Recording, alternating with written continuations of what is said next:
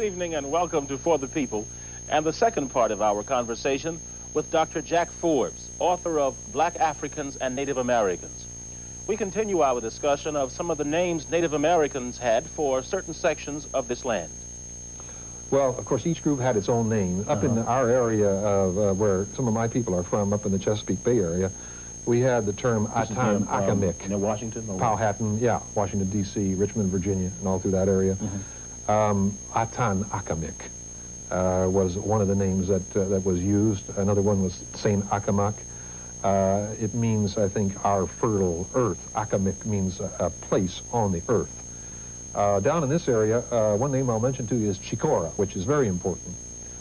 South Carolina should probably change its name to Chicora, or some people would write it Shakori or Shakora.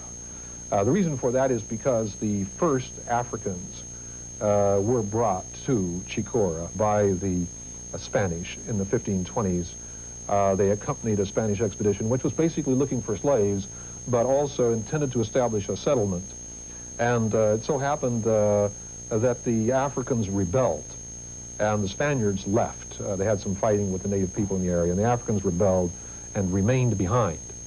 This was in the 1520s. So these are the first permanent non-Native American settlers in continental North America, long before St. Augustine and long before Jamestown. That area was known as Chicora at that time, which probably comes from the Shakori native people. In the coastal area of Georgia, you have a region that's known as Guale or Huale, and that could possibly be the origin of Gullah, possibly. I'm not for sure, but when white people speaking English start saying Guale, it's going to change its accent a little bit there.